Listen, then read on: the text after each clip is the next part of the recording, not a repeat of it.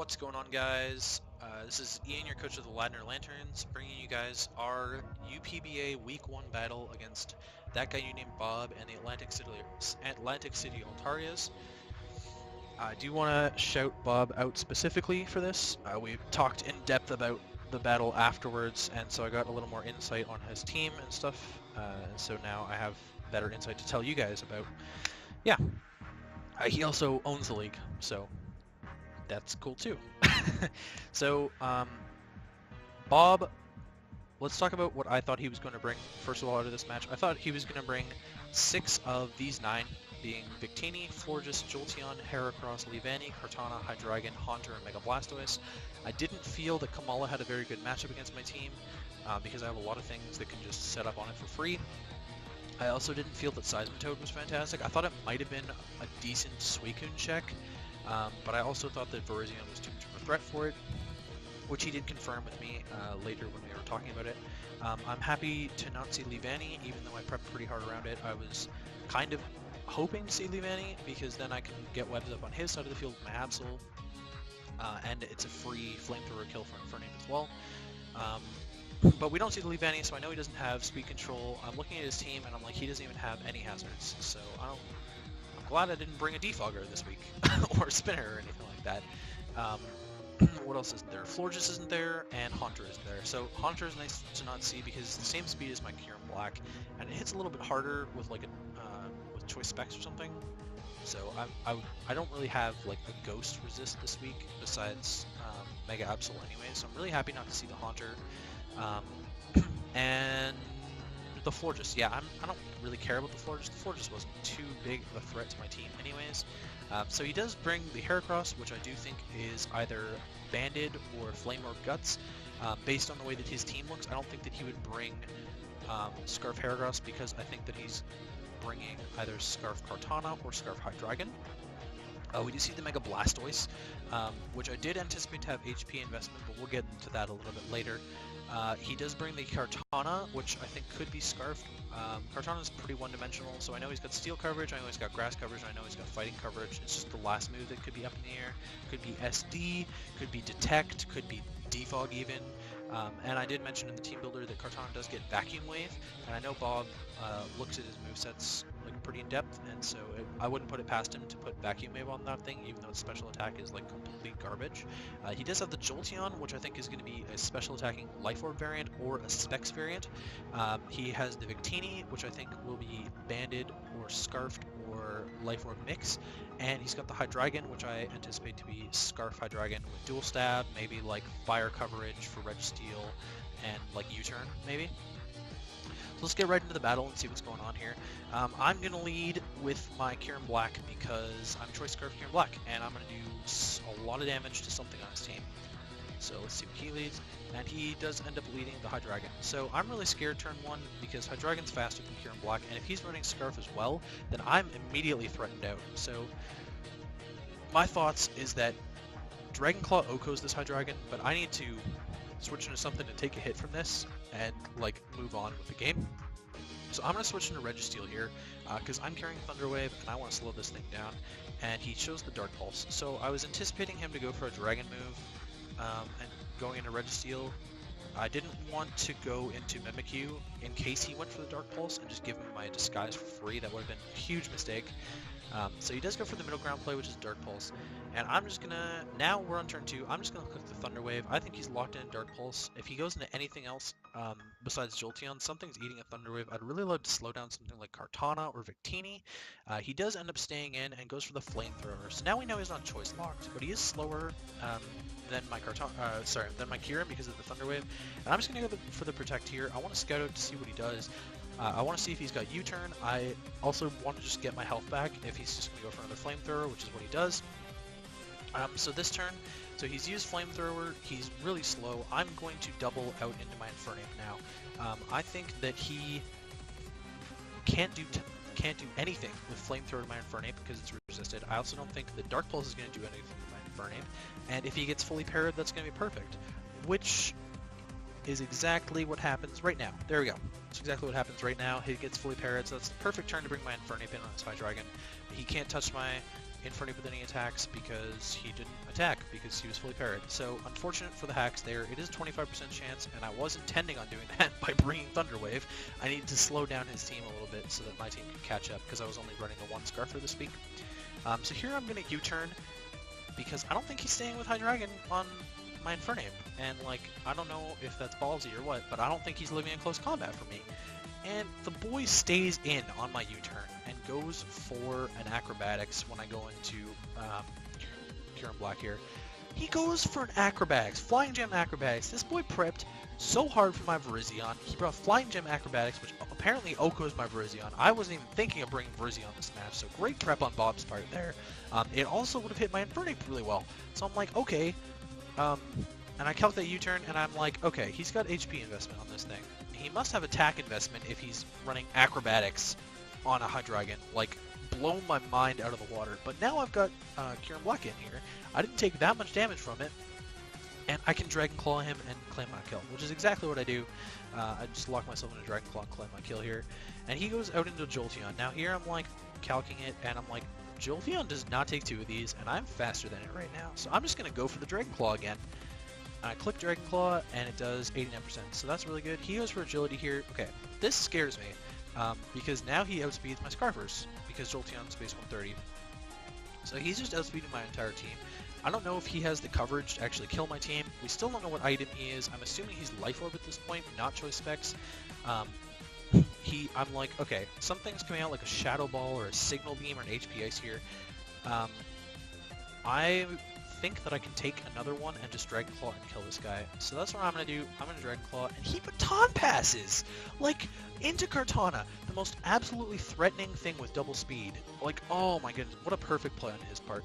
Now, I do notice that Kartana does not eat that Dragon Claw well, which just goes to show you how powered Kieran Black is. Because Kartana has decent defenses, since it's a Steel type.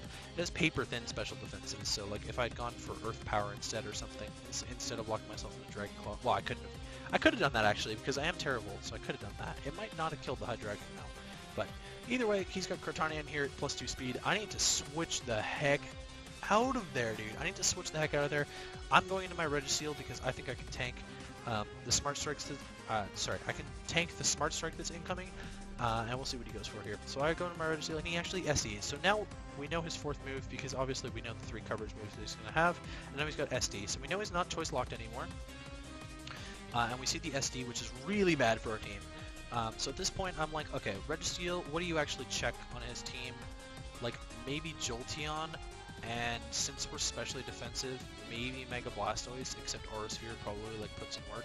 You were kind of, like, just a check to Hydreigon, so I'm okay with you going down here. So I just sack it to the Sacred Sword. I let him take his kill with Sacred Sword here. It's just a free kill for his Kartana, and he gets the Beast Boost, so he's a +3. Now, I have brought something very spicy this week. I brought my red card Mimikyu. So I'm going to go into Mimikyu here because it's the only thing that can stop this monster from just clean sweeping my team. Because I get my free disguise, so his Smart Strike is not going to kill me. I get my disguise, and then my red card pops and pushes him into Heracross on my SD. So I did Sword Stance this turn, which is going to put me in +2. So I'm calculating this, and I know that Heracross is not going to be Scarfed based on the other Scarf options on his team. So I'm like, alright, Play Rough kills this Heracross. It'd be quite unfortunate if I missed the Play Rough. Shadow Claw crit also kills the Heracross, so I'm just going to take my kill on Heracross. And down goes Heracross, didn't do anything this game. He does bring back out the Kartana, and I know Smart Strike's going to kill me. I'm like, well, Mimikyu doesn't really do anything later, except maybe like Shadow Sneak the Victini or something, which actually would have been nice looking in hindsight. So I just Shadow Sneak the Kartana for the most damage, and he Smart Strikes me and kills me. That's that turn, and he's back up to +1. So I'm like, alright, I'm going to go into my Infernape and threaten you out right now. I think that's really good. Or maybe I go into Kieran Black. Yeah, I go into Kieran Black here, and I calc it, and Earth Power will kill this Kartana from here. So I'm just going to go for the Earth Power, and he does go into the Blastoise to take the Earth Power, which is a crit and does 32. Here, okay, this is chance 1. To calc if the Blastoise has HP investment, which I failed to do. My calc showed that he was max special attack, max speed based on the UU Mega Blastoise set on Pokemon Showdown calculator. This is entirely my mistake. I really should have caught this earlier, and I didn't, so that's my bad. Chance 1 to find HP investment on Blastoise, gone. Okay, So I'm going to go into my Suicune, which can tank any of Blastoise's hits, and he is going to go for the Aura Sphere here, which does diddly squat to my Suicune. It's 33, and we heal back 6% of that, so it did 27%. That's not going to touch my Suicune. I know that he cannot 3-hit KO me with Aura Sphere now, which is fantastic news, because that means I can just sit in on the Blastoise, Toxic it, and rest off all the damage just constantly while it does Toxic. At this point in the game, I think to myself, there's no way that he goes for another Aura Sphere when it's a 4-hit KO on me. There's no way he goes for another Aura Sphere. He goes straight into Jolteon right now. Like, that's what I would do, is go straight into Jolteon and sack the Jolteon, or go into Kartana to be able to Leaf Blade my Suicune, because if I'm specially defensive Suicune, Kartana is killing me. Now, luckily for me, I am physically defensive Suicune, so Kartana is not killing me, but that was my thought process on his side of the battle at this point in time. So I'm like, okay, if he's going to Kartana, I'm going into my Mega Absol. I know he's not faster than me. I'm going to Mega Evolve and Pursuit Trap that thing. I'm going to Pursuit Trap that thing so hard. So I double into my Absol here. He stays in, and he goes for the Aura Sphere and kills my Absol. That is like the biggest turn of the entire match right there. Him killing my Absol for completely free, like for free. Absol was a huge win condition for me in this match, especially for Pursuit Trapping Victini and being able to knock Victini out with a knockoff late game.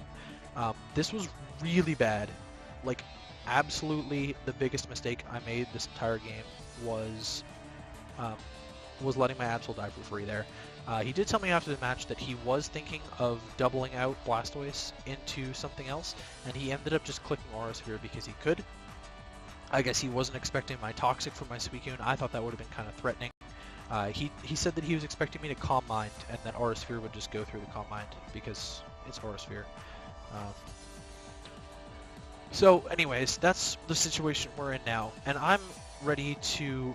I was kind of tilted at this point, and so I rushed my turn pretty quickly here. I brought out Infernape, which isn't the greatest it doesn't look like the greatest matchup on paper for me, Infernape versus a Mega Blastoise, but I am Fightinium Z close combat, so I will kill him, not with HP investment by the way, but I will kill him with my Fightinium Z if he was no HP.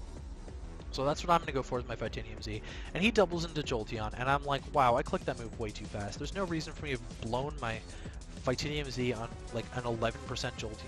So he brings out Mega Blastoise again, and I'm like, alright, I guess, you know, I don't threaten this thing anymore because I'm not running Thunder Punch for it. He did think I was going Thunder Punch and doubled into Jolteon to get health back on Jolteon on my Thunder Punch, which I'm not running electric coverage this week.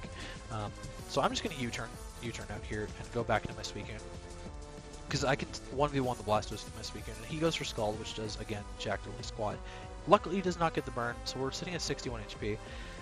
I'm going to go for the Toxic here, because, again, I'm rushing my turns, and I really want to put this Blastoise in a timer, because I can 1v1 it with my Suicune, and hopefully I'll get enough health back with Suicune that we can still take on the Victini, because now that Mega Absol's gone, Victini is a huge threat. Huge, huge, huge threat. I, like, lose to Victini if I can't take it on with Suicune. So I am going to go for the Toxic, and he goes into Kartana. I don't know if he was expecting the Toxic there, or just like wanted to go into Kartana to eat whatever move my Suicune is going for. And now I'm in a really bad situation. I'm in a really bad situation right now. Kartana can just go for a Leaf Blade. I don't know what I was calculating, but I was like, I'm dying to this Leaf Blade. There's no way I'm not dying to this Leaf Blade. So at this point, I know he's going for the Leaf Blade. He's got a free switch into Kartana, which is like the worst possible thing my team could have right now. So I'm going to click Ice Beam, because on my calc, Ice Beam is doing 50% minimum to him, and I'm like, well, you know what, if he chokes, then my Ice Beam kills him. So he does go for the Leaf Blade here, and I live on 5. That Leftovers recovery came in clutch there, and I am going to go for the Ice Beam and take him out. That was pretty clutch. Suicune living that hit was really good, getting some differential back for us. It's kind of unfortunate that now we don't have a switch into Victini. If he would have gone into Blastoise right here, then I would have clicked Rest, and we would have been in a perfect spot, but he does make the aggressive play, the proper play, into Victini on my 11% Suicune, and he's just going to go for U-turn and claim his kill, and then go into Blastoise, which is his only mon left. So at this point, I go into my Infernape, because again, based on my calcs, Blastoise with no HP investment takes over like 54% or something from a close combat, so I'm just going to go for close combat because I think that it's going to kill in my mind, and we don't even close to kill because he was max HP, and his Scald kills me. So I was, again, you know, it was going well for me, and then all of a sudden it wasn't going well for me anymore. So now it's Kieran Black against the world. I don't have a ton of HP, not that it matters, because Victini still Okos me with V-Create. Like, it Okos me from full with V-Create. So I am going to lock myself into Earth Power here, because it is my best move to hit both of these mons with. I know for sure any move I'm going to go for is going to kill the Blastoise, but I don't have a move powerful enough to kill the Victini in one shot, so I'm hoping that he will choke and he doesn't have any HP investment, and my Earth Power may 2-hit KO him, because I know that I'm fast in this Victini. There's no way he's running Scarf Victini this week with potential of Scarf Hydreigon and stuff like that. He actually wasn't running a Scarfer at all this week, which blew my mind. I believe he has banded Victini with some HP investment. So we go for the Earth Power here and we clean up the Blastoise. And then he brings up Victini, and Earth Power damage is nada because of his HP investment. So we lose the match 1-0 to that guy you named Bob in the Atlantic City Altarias. Not a terrible week 1. This was a really close match. It's one of the closer matches that we've had week 1 so far. So, you know, I'm happy to have played Bob. I do get to play Bob one more time at the end of the season. We did get randomized into the teams that play each other twice. So we will get another shot at Bob in week 12, which is the final week of the regular season. I'll be hungry to win that game for sure. Yeah, so, you know, that was the UPBA week 1, and I will see you guys for our team builder. Next week, week 2, we are taking on CSA and the Tacoma Tapus. So look out for that. Look out for the team builder and our battle against the Tacoma Tapus. Should be a good one. And I'll talk to you guys later. Bye.